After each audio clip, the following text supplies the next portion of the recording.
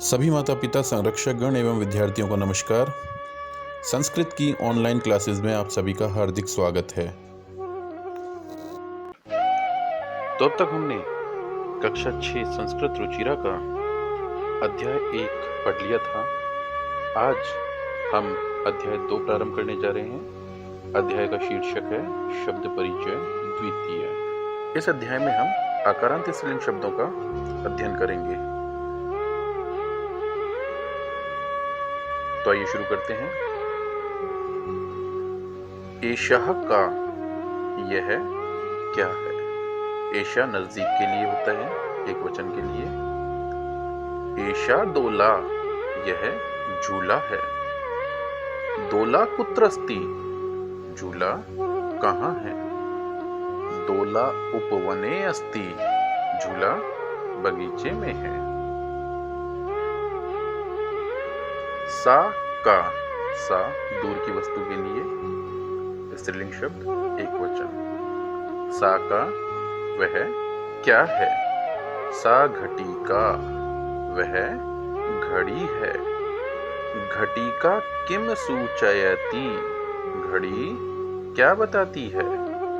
घटी का समयम सूचयति, घड़ी समय बताती है। एते के, एते नजदीक के लिए द्विवचन स्त्रीलिंग शब्द। तो द्विवचन का मतलब हमने पढ़ा था, जिसमें दो की चर्चा हम करते हैं। एते के, ये दोनों क्या हैं। किमेते कोकिले, क्या ये दोनों कोयल हैं। नहीं। एते चटके, ये दोनों चिड़िया हैं। चटके किम कुरुतः, दो चिड़िया क्या करती हैं। एते विहरतः, ये दोनों घूमती हैं या फुदकती हैं। ते के, वे दोनों कौन हैं। ते दूर के लिए द्विवचन शब्द, स्त्रीलिंग शब्द। ते चालिके स्ता, वे दोनों चालिका हैं। चालिका फीमेल ड्राइवर्स। ते किम कुरुतः, वे दोनों क्या करती हैं। ते वाहनम चालयतः, वे दोनों वाहन चलाती हैं। एतः कहा, ये सब क्या है। नजदीक की वस्तु के लिए एतः बहुवचन स्त्रीलिंग शब्द। एतः स्थालिकः, ये सब थालियां हैं। किमेता गोलाकारः, क्या ये गोल हैं। आम, आम का मतलब होता है हाँ।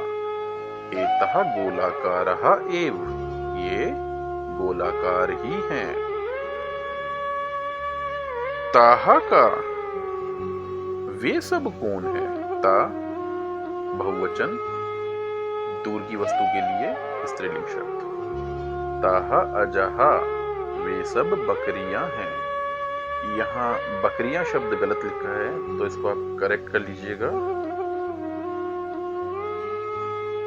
छोटी की मात्रा और यहाँ। नेक्स्ट देखते हैं। ताहा किम कुर्वन्ति, वे सब क्या करती हैं। ताहा चरन्ति, वे सब चरती हैं। आइए अब इसके शब्दार्थ देख लेते हैं। एषः, यह स्त्रीलिंग शब्द है। दोलः, दोला झूला। कुत्र, एक प्रश्न सूचक शब्द है, जिसका मतलब होता है कहाँ। उपवने, बगीचे में। देखिए अंतिम वर्ण के ऊपर जब ये एक ही मात्रा लग जाती है तो वहां अधिकरण होता है। अधिकरण में सप्तमी होती है और सप्तमी में या पर। आपने चिन्ह पढ़े होंगे। कर्ता ने कर्म को करण से संप्रदान के लिए अपादान से अलग होना, संबंध काके की और अधिकरण में पर। तो संस्कृत भाषा में एक इसकी छोटी सी ट्रिक है। ऐसा कोई भी मूल शब्द, तत्सम मूल शब्द, जिसके अंत में ये एक ही मात्रा अंतिम वर्ण के ऊपर देखनी है। अगर ये एक मात्रा मिल रही है तो इसका मतलब वो सप्तमी है, और सप्तमी का मतलब होता है में या पर। जैसे उपवने, बगीचे में। राजमार्गे, राजमार्ग होता है सड़क, लेकिन अब हम यहाँ सड़क में नहीं बोलेंगे, सड़क पर बोलेंगे। तो अर्थ इस तरीके से स्पष्ट हो जाएगा आपको। कि कहाँ में आएगा, कहाँ पर आएगा, लेकिन जो आपको ध्यान रखना है वो अंतिम वर्ण के ऊपर एक ही मात्रा को ध्यान रखना है। आगे देखते हैं। घटिका घड़ी,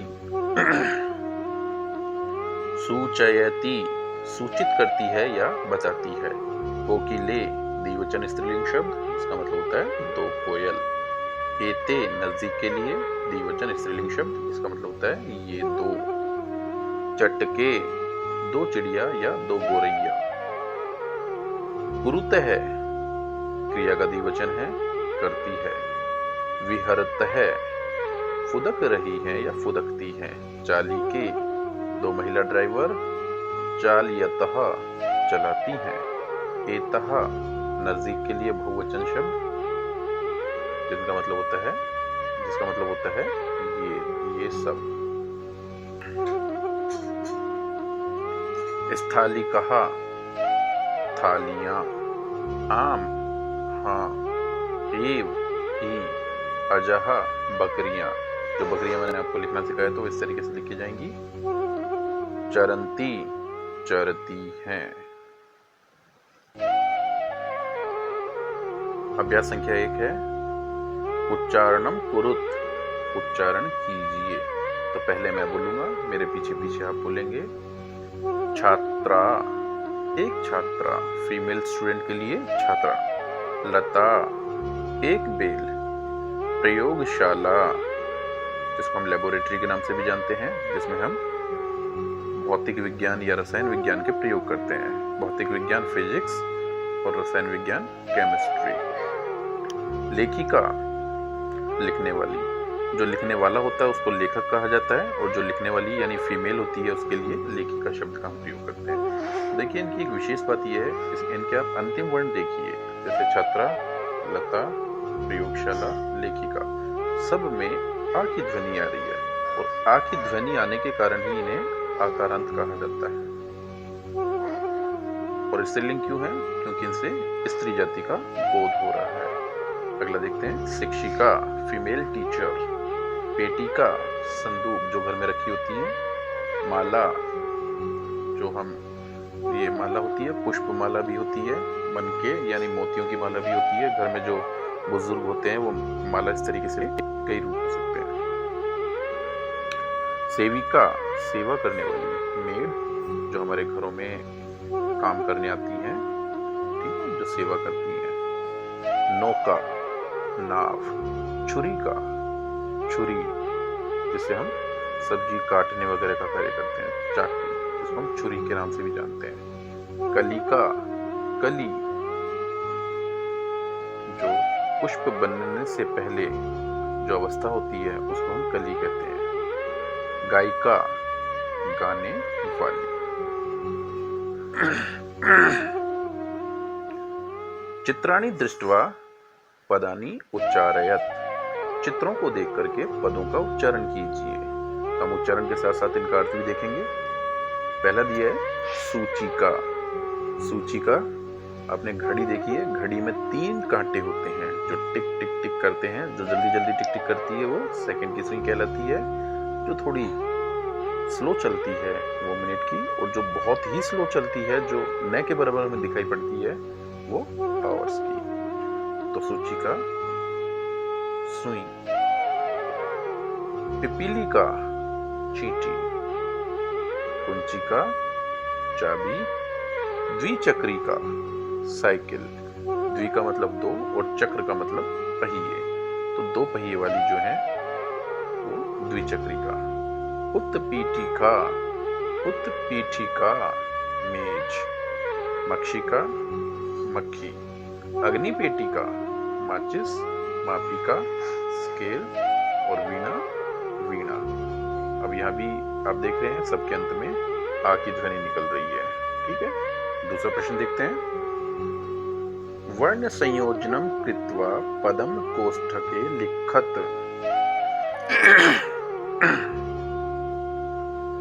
वर्णों का संयोजन अर्थात जोड़ना। वर्णों को जोड़ करके पदों को, ये जो बॉक्स बना रखे हैं जो हमने पहले ही भर दिए हैं, इन्हें आपको खाली मिलेंगे तो इनमें आपको लिखना है। तो सबसे पहले इन्होंने एक एग्जाम्पल दिया है। अब यहाँ देखिए, ये पहला पद, जब कै के अंदर ऊ जोड़ा तो हमारा पद बना हु। इसी प्रकार से रै के अंदर जब छोटे ऊ की मात्रा लगाई तो पद बना रू। अब देखिए, कई जने मात्रा रै के अंदर किस तरीके से लगाते हैं। कई जने लगा देते हैं ये और कई जने लगा देते हैं ये। अब इन दोनों मात्राओं में फर्क है।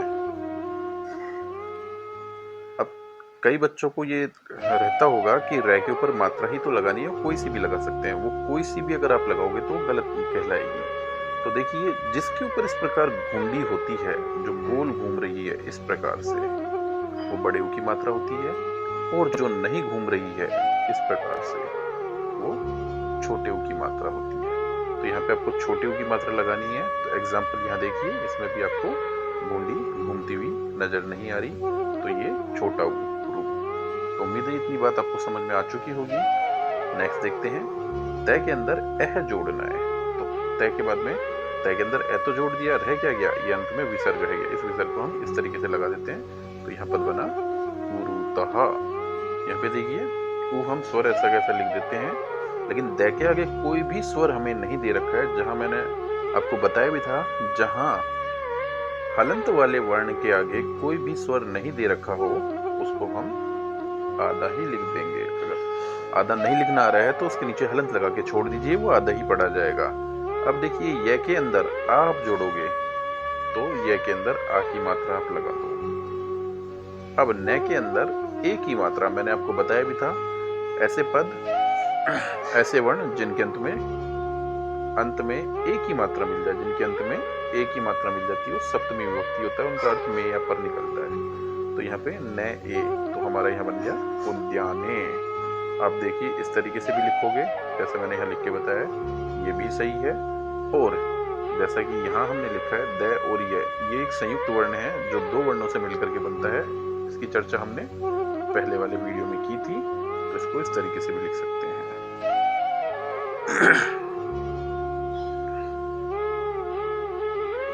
अगला देखते हैं। अब देखिए, प्रारंभ में ही आधा स दे रखा है, हलंत वाला स है, उसके आगे कोई भी स्वर नहीं है, तो हम इसको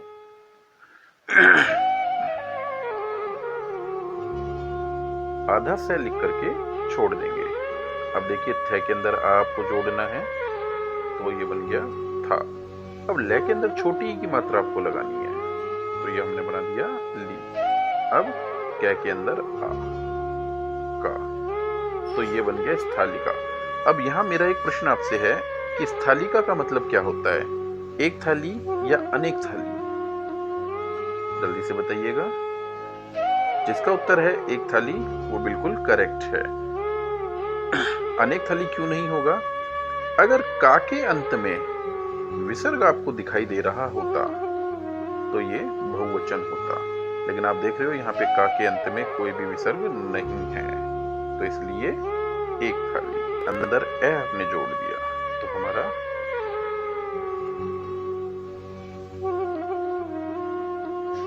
है बन गया, इतना काम हो गया।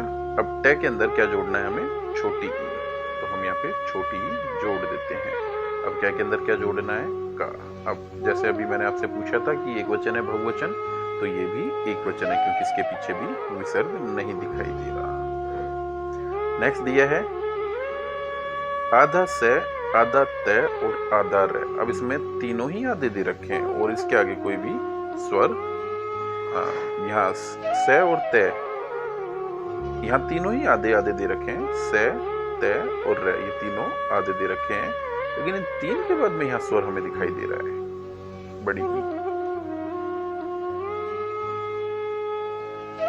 तो हम कैसे बनाएंगे? आधा से ऐसा कैसा लिख देते हैं। अब देखते हैं तय और रे। जब हम तय के अंदर रे को जोड़ते हैं तो ये एक संयुक्त वर्ण बनता है, तो निर्माण होता है त्रय का। अब इन दोनों को जोड़ करके हमने एक वर्ण तो बना लिया, वो बन गया हमारा त्रय। अब त्रय के अंदर क्या जोड़ना है आपको? त्रय के अंदर बड़ी ई जोड़ना है, तो हमने ये त्रय तो बना दिया। अब ये आधा है, लेकिन जैसे इसके अंदर हम बड़ी ई जोड़ते हैं तो यहाँ पे ये मात्रा लग जाएगी, तो बन गया स्त्री। अब ल के ऊपर छोटी की मात्रा आपको लगानी है, तो ये हमने लगा दी ली। अब ये आधा है तो इसको हम ऐसा कैसे लिख देंगे और इसके नीचे क्या लगा देंगे गह। तो ये देखो हमने इसके नीचे लगा दिया और ग के बाद में विसर्ग है, ये आधा ही है, यहाँ ये बिंदी जरूर लगाना।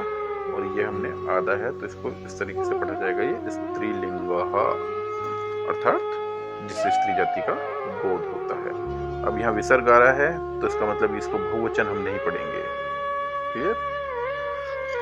जैसे पुल्लिंग है होता है इसी प्रकार से स्त्रीलिंग है, लेकिन दोनों को ही पुल्लिंग रूप में लिखा जाएगा।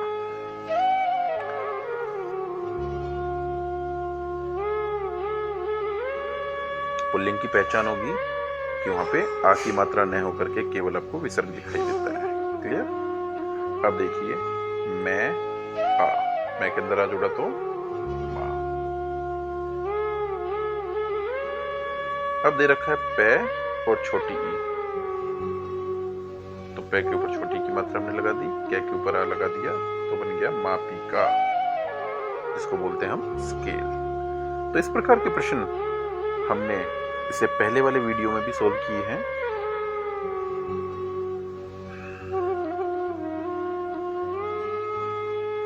तो इसमें अगला प्रश्न देखते हैं। पदानाम वर्ण विच्छेदम प्रदर्शयत।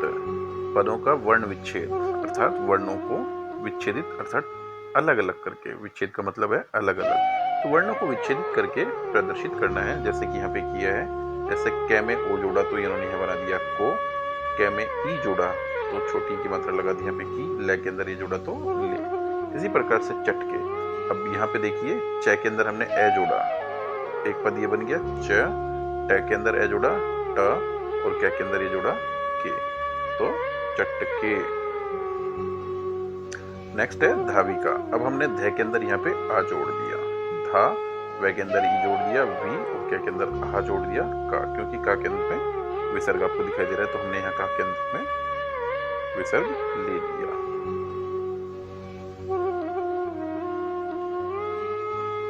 तो यहाँ का के अंत में हमने विसर्ग ले लिया, तो इस प्रकार ये धाविका। नेक्स्ट है कुंचिका। अब देखिए कै के अंदर छोटे ऊ की मात्रा, तो हमने कै प्लस ऊ लिख दिया। अब ये आधा ने दे रखा है इस तरीके से, तो आधे ने को हम इस तरीके से लिखेंगे, नीचे हलन लगा करके छोड़ देते हैं, ठीक है।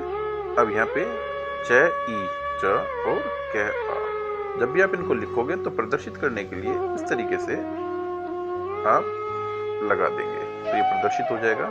जैसे च ए, ट ए, कै ए, तो इसका मतलब ये है कि च कैसे बन रहा है, जब च में ए जोड़ा, देखिए यहाँ पे 3 वर्ण दिए हैं और 3 हमने यहाँ पे लिख दिए हैं।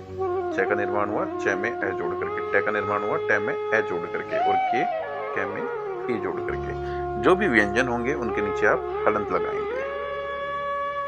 तो कुंची का समझ में आ गया होगा। अगला देख लेते हैं। खटवा, कै के अंदर ए जोड़ा, फिर टा, ट आधा है इसलिए आधा, फिर व आ, फिर छुरी का, छ के अंदर उ, र ई क आ। अब कुछ चित्र दिए हैं और इनके आपसे नाम पूछे हैं, इनको हम पहले पढ़ चुके थे। जैसे मेज को उत्पीठिका कहा जाता है, बक्से को पेटिका, नाव को नौका, छोटी चिड़िया के लिए चटका, अगर 2 होती तो चटके, वृद्धा बुजुर्ग महिला के लिए और मापिका स्केल के लिए।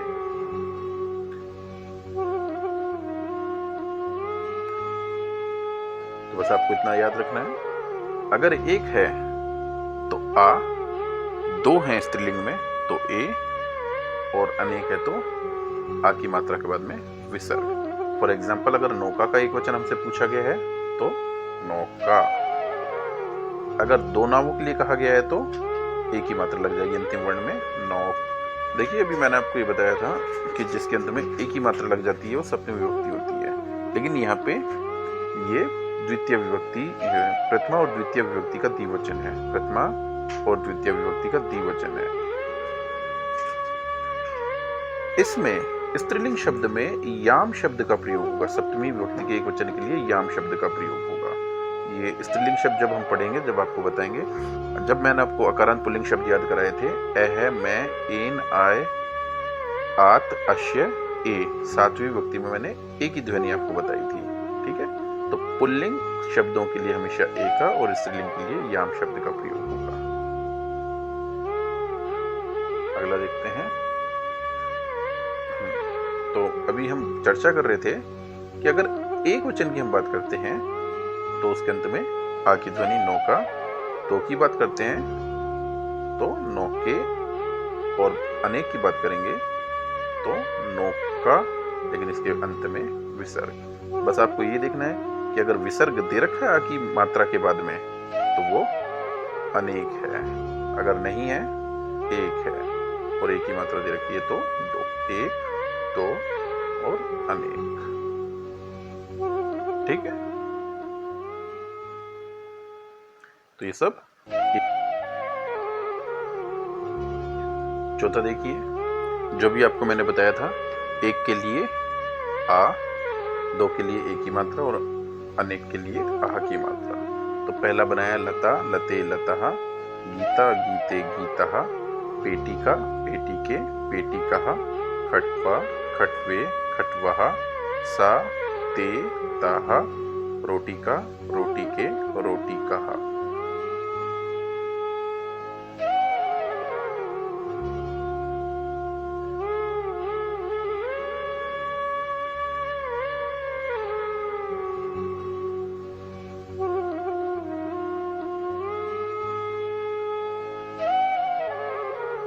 अगला प्रश्न देखते हैं। कोष्टकात उचितम शब्दम चित्वा वाक्यम पूरयत। कोष्टक से उचित शब्दों को चुन करके वाक्यों की पूर्ति कीजिए। अब पठती दे रखा है, पठती। अब यहाँ पे फिर वही आपकी क्रियाएं जो हमने धातु रूप पढ़े थे, ती ते अंति, वो काम करेगा। जो जहाँ पे ती आ रहा है वो सब एक वचन के लिए है। जहाँ पे तय आ रहा है, चाहे वो पुल्लिंग हो, चाहे वो स्त्रीलिंग हो, चाहे वो नपुंसकलिंग हो, तो ये तो हो गया आपका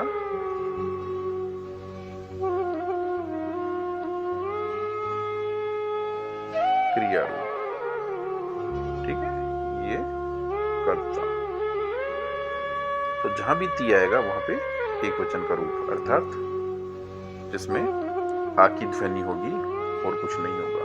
जहां पे तय आ रहा है वो द्विवचन, और जहां पे अंति आए वहां पे बहुवचन। देख लेते हैं। एक वचन आ हो गया था, केवल आ की मात्रा, द्विवचन में ए की मात्रा हो गई थी, और बहुवचन में आ की मात्रा के बाद में विसर्ग हो गया था। तो देखते हैं, अब यहाँ पे केवल जैसे बालिका दिया है तो उसके साथ में पठती, तो यहाँ पे हमने बालिका, क्योंकि यहाँ पे ती एक वचन है। अगर बहुवचन, अगर विसर्ग लगा देते तो निश्चित रूप से यहाँ पे अंति शब्द का प्रयोग होता। तो जो मैं कह रहा हूँ आपको शायद समझ में आ चुका होगा। इसी प्रकार से देखते हैं चरतः। अब चरतः जो क्रिया है वो द्विवचन की है, जो भी हमने पढ़ी थी।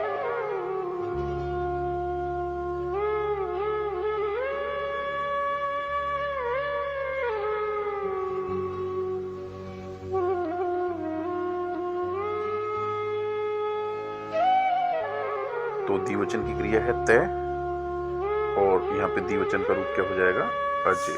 मैंने आपको बताया था एक मात्रा वाला द्विवचन। अब देखिए संति, अब दे रखा है अंति शब्द दे रखा है, अंति। अंति जो होता है वो बहुवचन के लिए है, तो इसलिए हमारा जो राइट आंसर आ जाएगा द्विचक्रिकाः। अब फिर से ती दे रखा है यहाँ पे, ती एक वचन के लिए, तो इन दोनों में से एक वचन का रूप हो जाएगा नौका। अब अस्ति दे रखा है ती, फिर से ती है। अंतिम वर्ण ही देखना है आपको, भले चाहे उससे पहले कुछ भी हो, अदा से है या नहीं है वो कोई मायने नहीं रखता, लेकिन अंत में ती आना चाहिए। तो अस्ति, तो इसमें ती की मात्रा आ रही है, तो इसमें एक वचन शब्द हो जाएगा सूचिका। अब देखिए उत्पतंती, अब अंति शब्द दे रखा है अंति, तो अंति दे रखा है तो निश्चित रूप से बहुवचन है, और इन दोनों में से बहुवचन का रूप हो जाएगा आ की मात्रा के बाद में विसर्ग भी होना चाहिए, तो मक्षिका। इत्येतेभ्य उचितम सर्वनाम पदम चित्वा रिक्त स्थानानि पूरय। सात्यता, इनसे आपको, ये सात्यता क्या है, एक सर्वनाम शब्द है, और इन्हीं सर्वनाम शब्दों का प्रयोग करते हुए आपको खाली स्थानों को भरना है।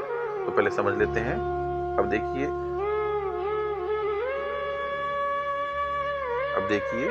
यहां आपको दिया है सा। हमें क्या पता पड़ेगा ये एक वचन है, द्विवचन है, बहुवचन? तो इसकी पहचान मैंने आपको बताई कि जिसके अंत में केवल आ आए वो एक वचन है।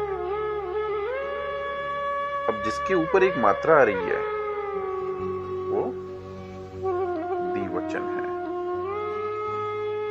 और जिसके अंत में आ के बाद में विसर्ग आए वो बहुवचन है। तो स्त्रीलिंग पहचान क्या है? ये एक वचन बिना मात्रा का, एक ही मात्रा जिसमें आ जाए वो द्विवचन, और आ के बाद में विसर्ग आए वो बहुवचन। तो जहां आपका एक वचन का कर्ता होगा, जैसे जहां आपकी एक वचन की क्रिया होगी, एक वचन की क्रिया के लिए आप ती का प्रयोग करते हैं। जहां क्रिया आपकी द्विवचन की होगी तो वहां आप ते का प्रयोग करेंगे, और जहां क्रिया बहुवचन की होगी वहां पे अंति का प्रयोग करेंगे। तो अब देखिए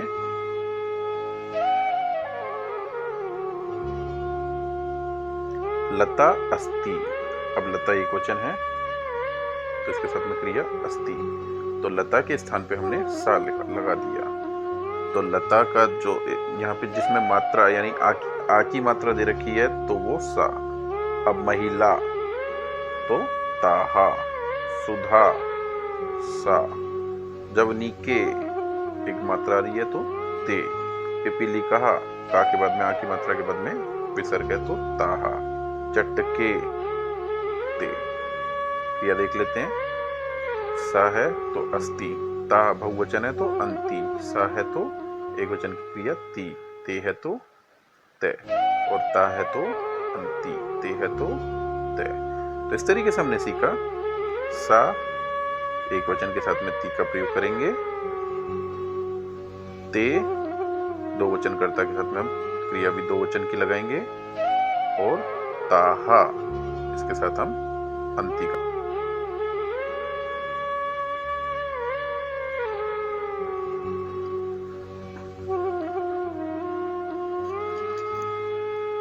अगला प्रश्न दिया है मंजूषातः कर पदम चित्वा रिक्त स्थानानि पूरयत। मंजूषा से कर्ता पद को चुन करके आपको रिक्त स्थानों की पूर्ति करनी है। ये मंजूषा है। तो देखिए कर्ता को चुनने का भी एक आसान सा तरीका है, क्रिया को देखना है। वही इससे पूर्व जो हमने प्रश्न में पढ़ा था, यदि कर्ता बहुवचन है तो क्रिया भी बहुवचन होगी, कर्ता एक वचन है तो क्रिया भी एक वचन होगी। या इसको इस तरीके से भी समझ लेते हैं, क्रिया अगर हमें बहुवचन की दी गई है तो निश्चित रूप से कर्ता भी बहुवचन का दिया गया है। तो यहाँ पे क्रियाओं को समझेंगे तो एक वचन की क्रिया के लिए ती का प्रयोग,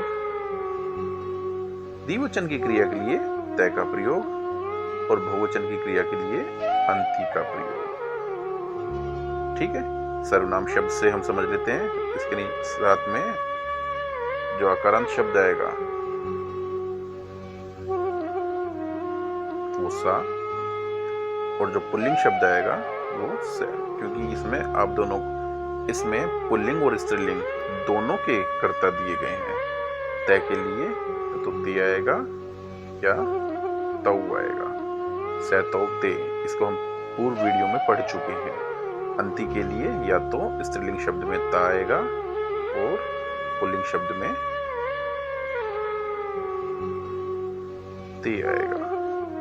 जो स्त्रीलिंग शब्द का द्विवचन है वो पुल्लिंग शब्द का बहुवचन भी होता है। लेकिन हमें क्या पता पड़ेगा? अब आपका प्रश्न हो सकता है कि सर हमें क्या पता पड़ेगा कि ये पुल्लिंग का बहुवचन है अथवा स्त्रीलिंग का द्विवचन? तो निश्चित रूप से हमें पता पड़ेगा, यदि दो लड़कियां खड़ी हैं तो उसके लिए हम बोलेंगे ते कन्ये स्ता, यानी वो निश्चित रूप से स्त्री हैं, लड़की हैं। और यदि अनेक बच्चे खड़े हैं ते बालकः सन्ति। क्लियर? यदि बालक है तो अनेक बालक है तो ते का प्रयोग करेंगे पुल्लिंग शब्द के लिए, और यदि दो हैं तो ते स्त्रीलिंग शब्द का हम प्रयोग करेंगे। तो यहाँ पे मिश्रित अभ्यास आपको दिया गया है, पुल्लिंग और स्त्रीलिंग दोनों शब्दों को दिया गया है।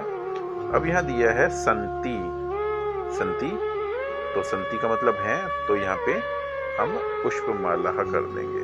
देखिए सिंघा भी यहाँ पे सही हो सकता है, लेकिन सिंघा हम क्यों नहीं कर रहे? क्योंकि सिंह को हमने यहाँ गर्जंती के साथ जोड़ा है। यदि हम पुष्पमाला गर्जंती करेंगे तो गलत हो जाएगा, क्योंकि पुष्पमालाएं गरजती नहीं है। तो क्रिया किस कर्ता के साथ सटीक बैठती है वो चीज भी हमें ध्यान देनी है। बाकी व्याकरणात्मक दृष्टि से दोनों गलत नहीं होंगे। तो पुष्पमाला संति, पुष्पमालाएं हैं। बालकः पश्यति, अब देखिए ती है, तो हम चाहे तो लेखिका भी लगा सकते हैं। लेखिका भी एक है और बालक भी एक है। हमने अगर बालक शब्द रूप पढ़े हैं तो मैं एन आए वाले, तो उसमें एक वचन के लिए बालक का हम प्रयोग करते हैं। लेकिन यहाँ पे लिखती क्रिया दे रखी है जो लेखिका के साथ में सटीक बैठती है, क्योंकि लेखिका यानी लिखने वाले का काम लिखना ही होता है। लेखिका का मतलब लिखने वाली, तो इसलिए हमने बालक के साथ में पश्यति का प्रयोग किया। नेक्स्ट है लेखिका लिखती। लेखिका लिखती है सिंघा गर्जंती, अनेक शेर गरजते हैं। और त्रिचक्री का, जिसमें 3 पहिए हैं, द्वि का मतलब 2 और त्रि का मतलब 3, तो ऑटो रिक्शा वगैरह हो सकती हैं, वो चलती है। भले ही उसमें 3 पहिए हैं, लेकिन ऑटो अकेली है, इसलिए एक वचन की क्रिया। अनुसारम क्रियापदम चित्वा रिक्त स्थानानि पूर्य, मंजूषा से कर्ता पद के अनुसार क्रियापद को चुन करके लिखना है। पहले आपको क्रिया दी थी, उसके हिसाब से आपको कर्ता चुनना था। अब उसका उल्टा दे दिया है, अब आपको कर्ता दे दिया है और उसकी क्रिया आपको चुननी है। तो सौम्या यहाँ पे अकेली है, तो काम क्या कर रही है? गायते 2 जनों के लिए आता है, नृत्यति 1 के लिए आता है। तो हम यहाँ पे लिख देंगे नृत्यति, क्योंकि सौम्या अकेली है तो वो नाचती है। चटके 2 चिड़ियाएं। अब इसमें क्रिया देखिए, अब देखिए गायते भी हो सकता है, लेकिन गायते हम यहाँ नहीं लिखेंगे, क्योंकि बाली के गायते आ रहा है। ठीक है, अगर आप चटके गायते लिखते हो तो गलत नहीं होगा, और बाली के विहरते लिखते हो तो भी गलत नहीं होगा। तो आप चाहो तो इन दोनों को ऊपर नीचे भी लिख सकते हो, लेकिन हमें बस यही देखना है कि दोनों के कर्ता द्विवचन के हैं। तो हमने यहाँ लिख दिया चटके विहरते 2 चिड़ियाएं फुदकती हैं, और बाली के गायते 2 बालिकाएं गाती है। छात्राः पश्यन्ति भी लिख सकते हो और जनाः लिखन्ति भी लिख सकते हो, लिखने को लिख सकते हैं। लेकिन छात्रों का मूल जो कार्य होता है वो लिखने का होता है, पढ़ने लिखने का, इसलिए छात्रा के साथ में लिखन्ति क्रिया सटीक बैठती है, इसलिए हमने यहाँ पे लिखन्ति शब्द को लिख दिया। जनाः पश्यन्ति, अनेक लोग देखते हैं। ठीक है, तो इसमें बस यही करना है आपको। कर्ता अगर एक वचन है तो क्रिया भी एक वचन, कर्ता हमारा द्विवचन है तो क्रिया भी द्विवचन, और यदि कर्ता हमारा बहुवचन में है तो क्रिया भी हमारी बहुवचन में निश्चित रूप से होगी। तो उम्मीद आपको आज का अध्याय समझ में आया होगा। आज के लिए बस इतना ही।